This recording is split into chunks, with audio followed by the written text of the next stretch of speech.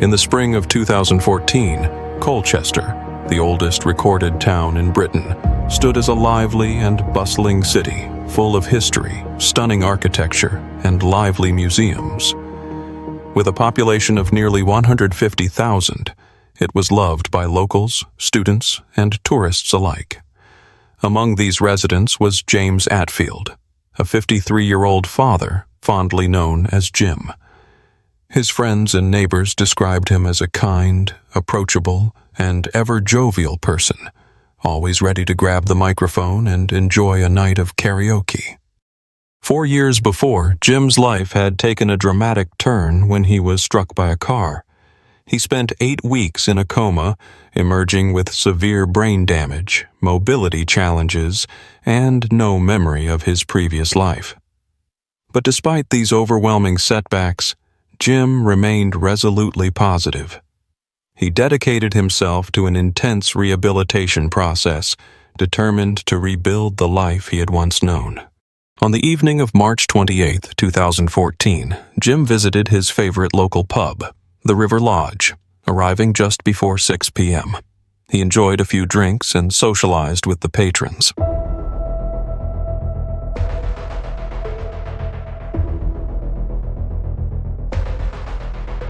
Around 1 a.m., he decided to head home, taking a familiar shortcut through Castle Park.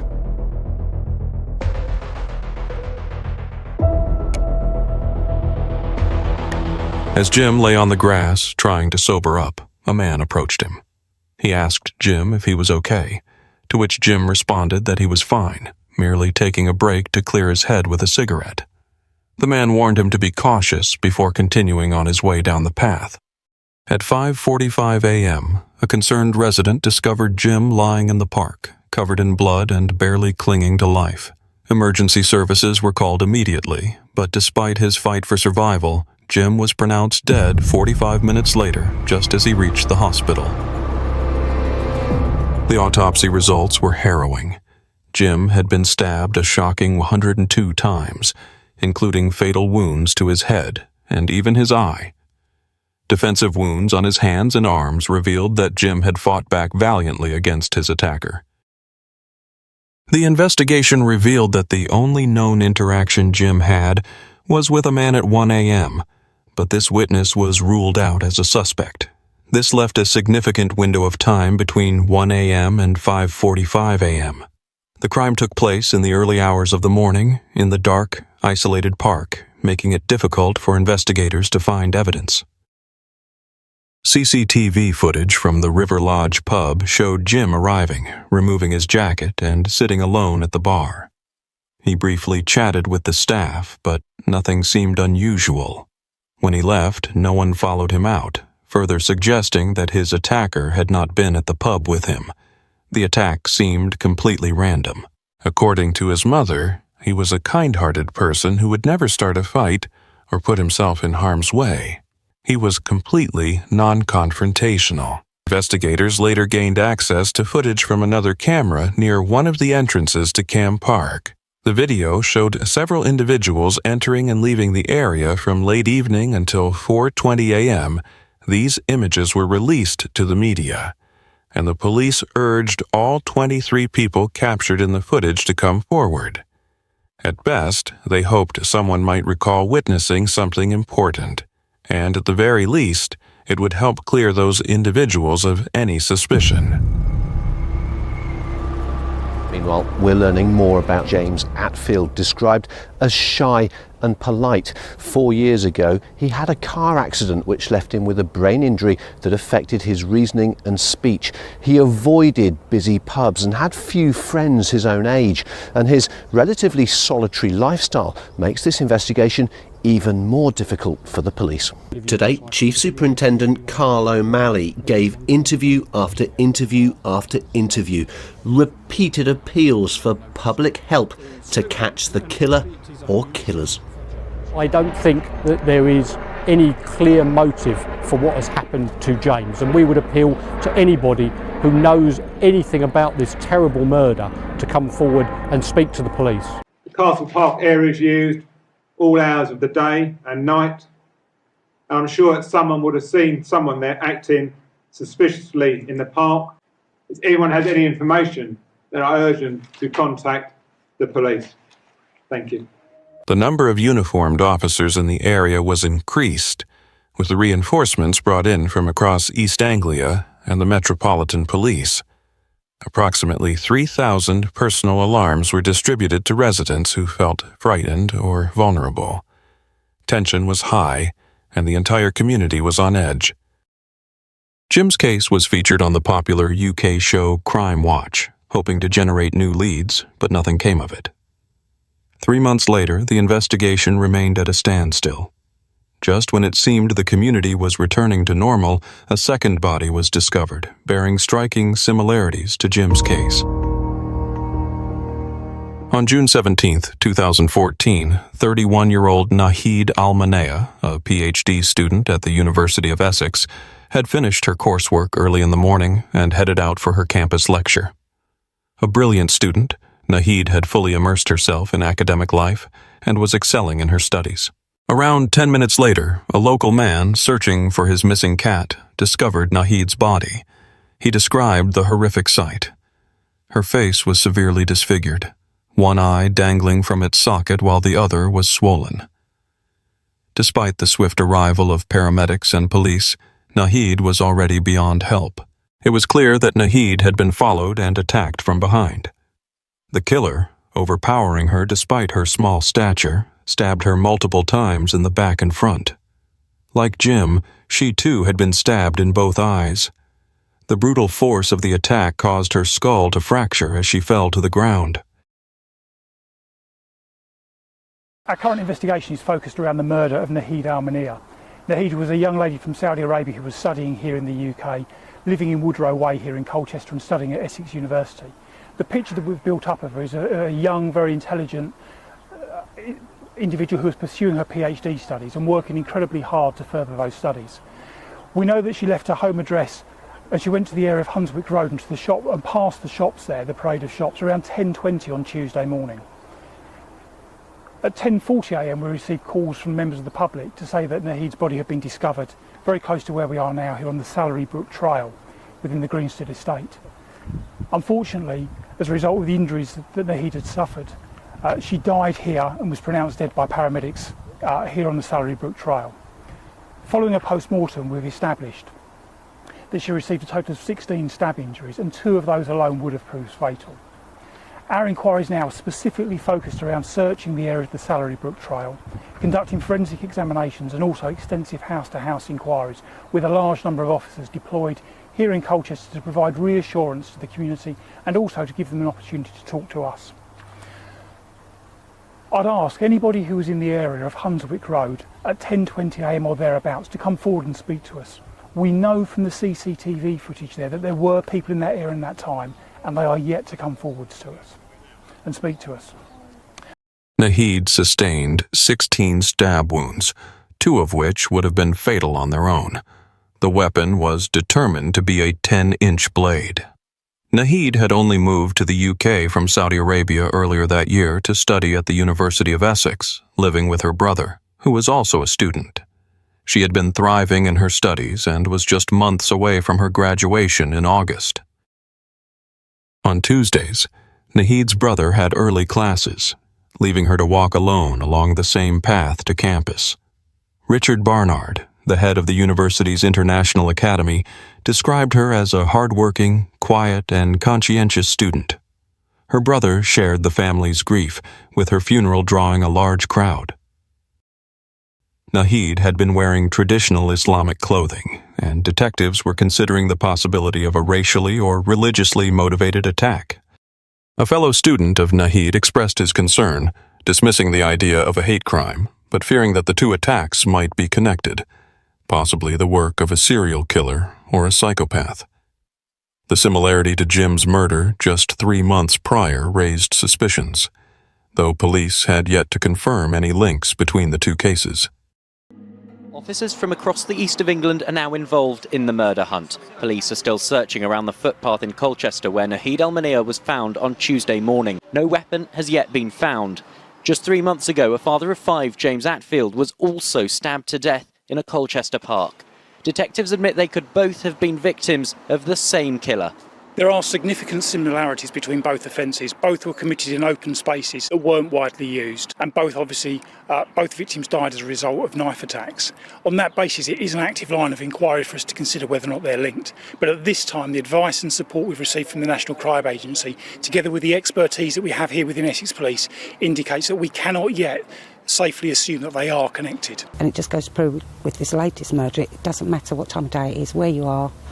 So everybody's got to be so much more vigilant, not just for their own safety, but they've got to be aware for the safety of other people around them, because obviously for, these murderers to be caught, I think a lot of it's going to depend on information coming from the public. So just everybody has got to be so much more aware of everything and not just look out for themselves, but look out for each other. It's been pretty much 3 months since Jim was murdered. Police still don't know the motive. Now they say potentially whoever killed Jim may have killed someone else. Do you have faith in the police investigation? Oh, totally. Yes, totally. I mean, I know they're not leaving any stone unturned. Every bit of information they get, any bit of evidence about anything they find is thoroughly looked at.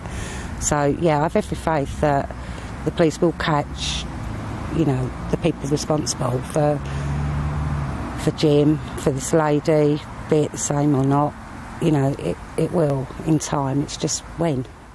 DCS Warren of Essex Police said that there were obvious similarities between the murders. It is extremely unusual to see an attack of this type.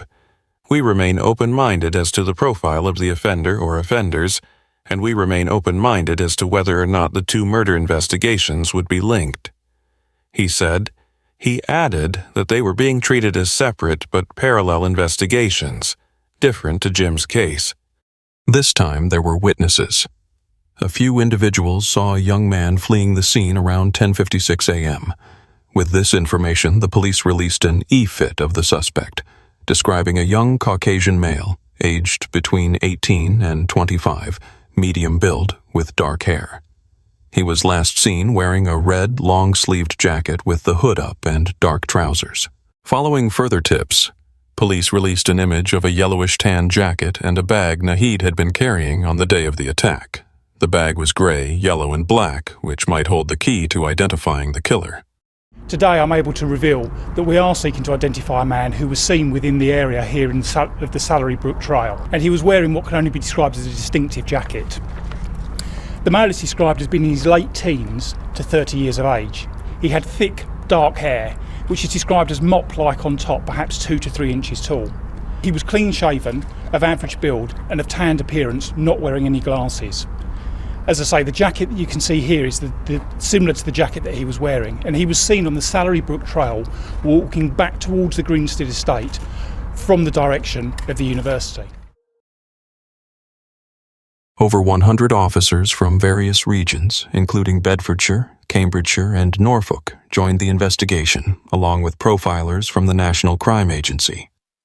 Crime Stoppers offered a £20,000 reward for any information leading to the capture of the perpetrator.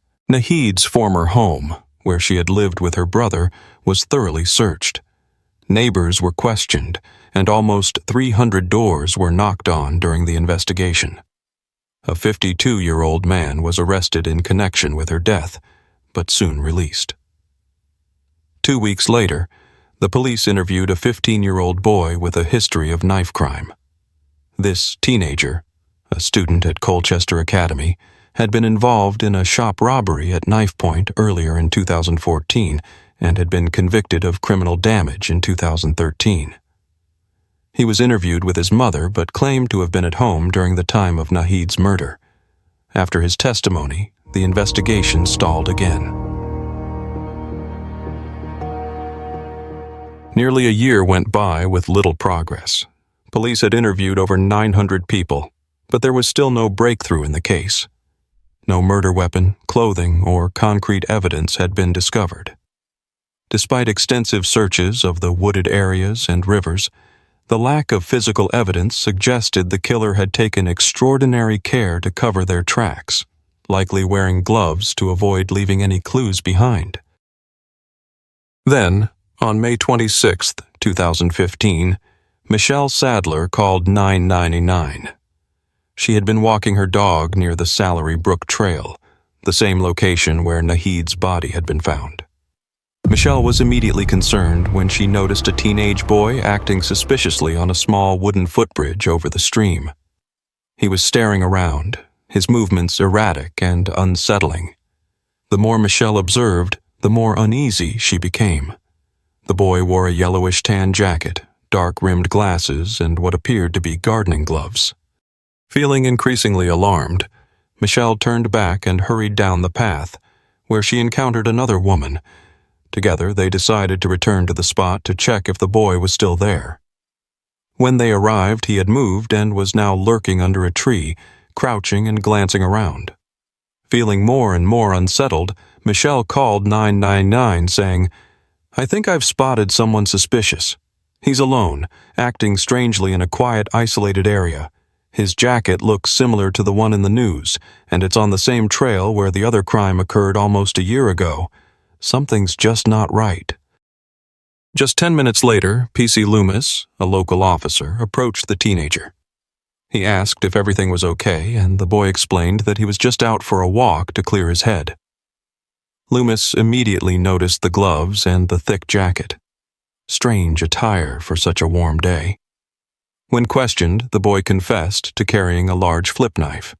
He was promptly taken into custody.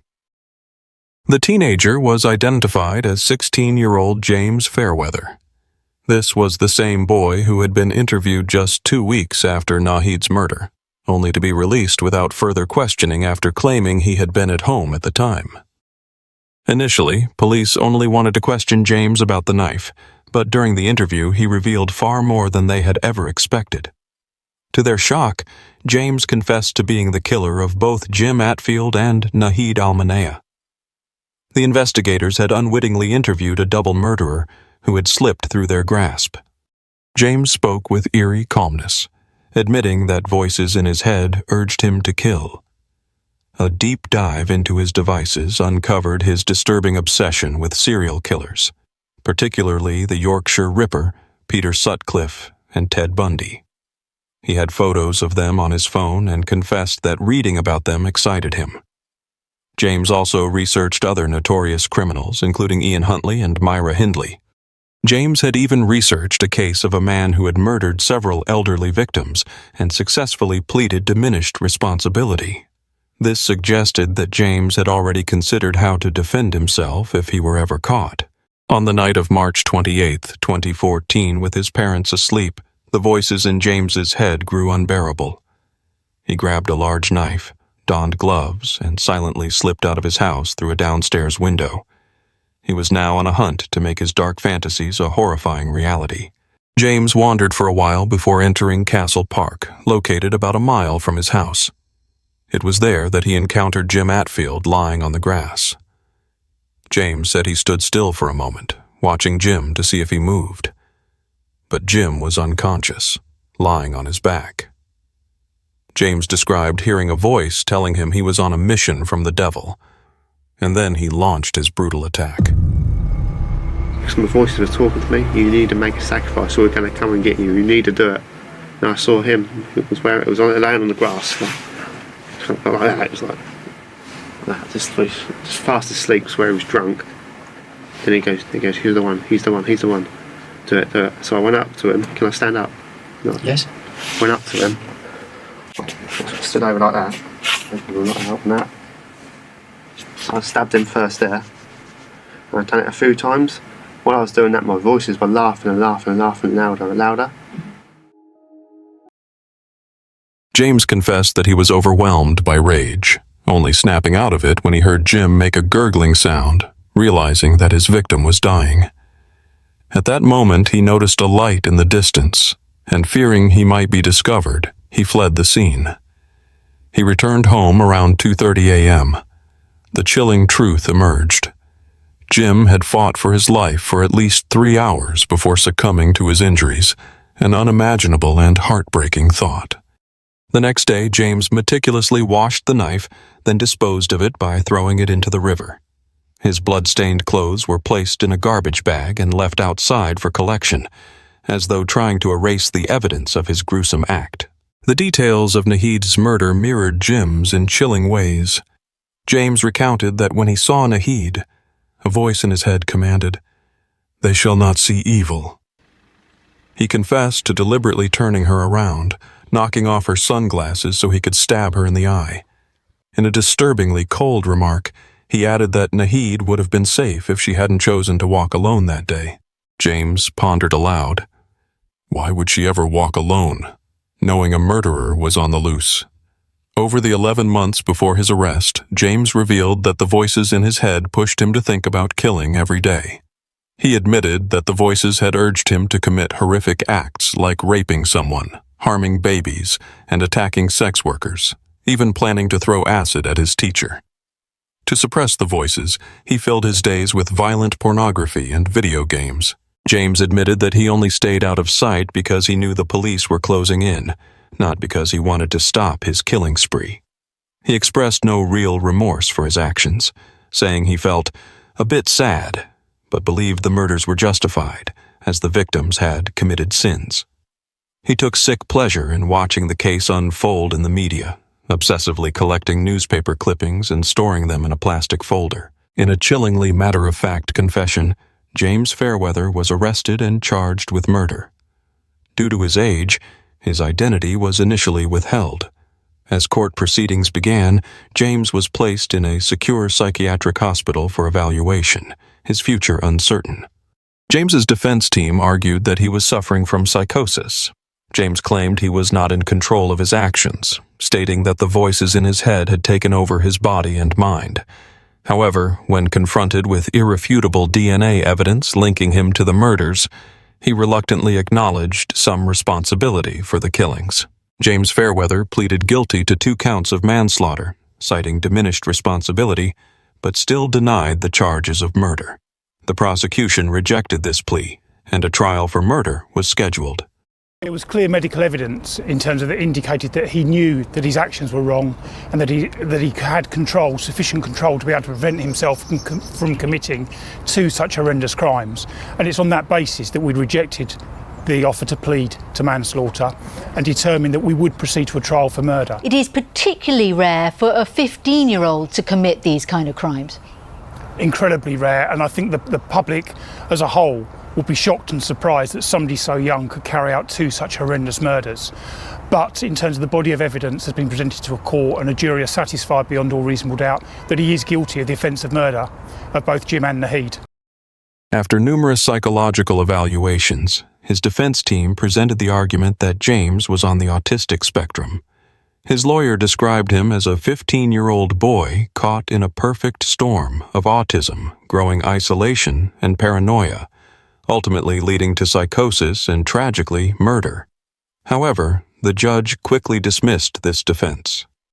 The judge pointed out that autism affects people of all ages and that it would be unjust to suggest that it predisposes anyone to commit violent acts. The judge emphasized that the murders were horrific and sadistic in ways that were difficult to fully comprehend. James described being bullied in school due to his ears and glasses. He also struggled academically due to dyslexia, and he had never recovered from the emotional blow of his grandmother's death.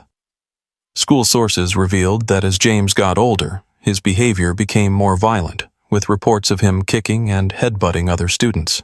The prosecution called upon their own experts to assess James. Dr. Philip Joseph testified that James's claims of hearing voices sounded more like something out of a horror movie, designed to distance himself from his actions. Dr. Joseph found no evidence of psychosis in James's behavior. Another psychiatrist testified that James had shared some of the most antisocial and violent thoughts they had encountered in their career.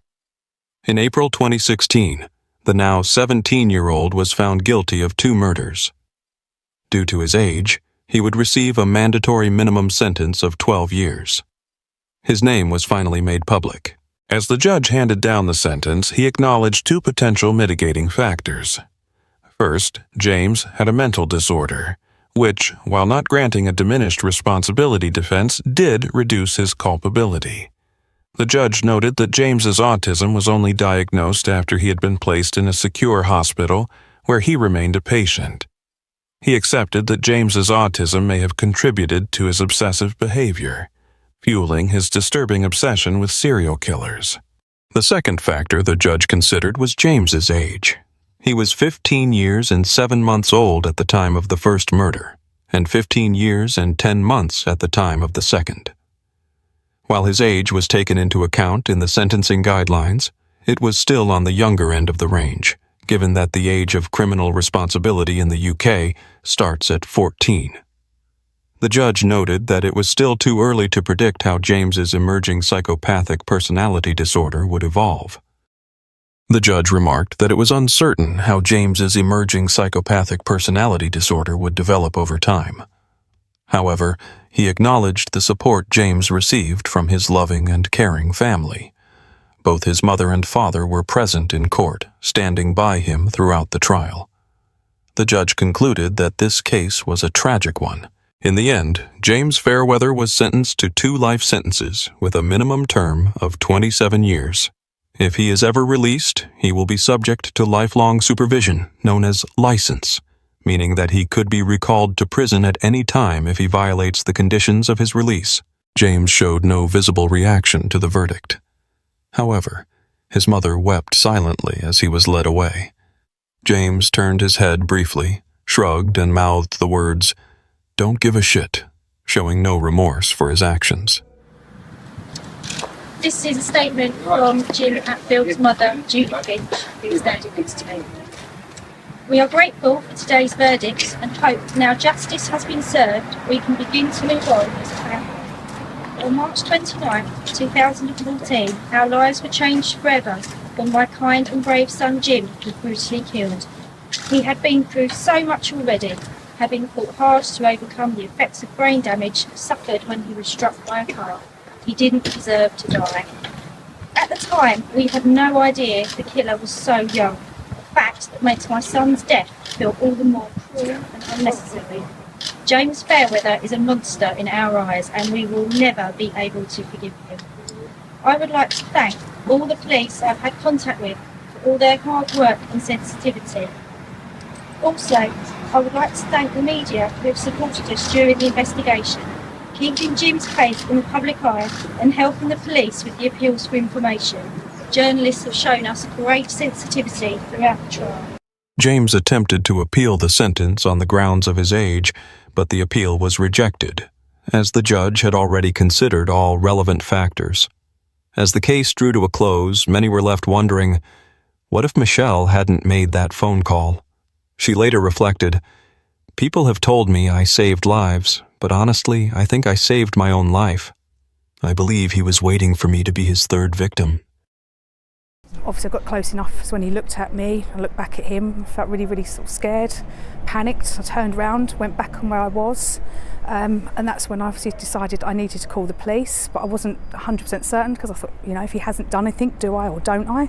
And you could have been just seconds away from... Yeah, if I'd have gone in 5 minutes later, which is what I already knew, where he was in that bush, I know he'd have got me from behind, and I know that, and that's the most horrific part, you know, obviously reading that in the statements, what's come out in court. I'm just very, very lucky to be here. The community was devastated when Michelle, who had played a key role in capturing James, was denied the reward money. This was because she had made the call directly to the police instead of using the anonymous tip line. In response, local residents pooled their money to show their appreciation for her bravery. Many experts believe that by capturing James, authorities had prevented the rise of a serial killer. James himself admitted that if he hadn't been caught, he would have killed at least 15 more people. The investigators involved in Jim and Nahid's cases would forever carry the weight of the crimes in their minds. Jim, who had spent 4 years rebuilding his life after a traumatic accident, embodied resilience, constantly pushing forward despite overwhelming challenges. Nahid, full of promise and hope, was thriving in university and looking forward to graduation. Tragically, both had their lives stolen in the most brutal way. However, their families remained determined that their legacies of strength, kindness, and perseverance will live on in the hearts of those who knew them. If you'd like to support our channel and help us keep creating content, please don't forget to like, comment, share, and subscribe. Your support means the world to us, and we truly appreciate it.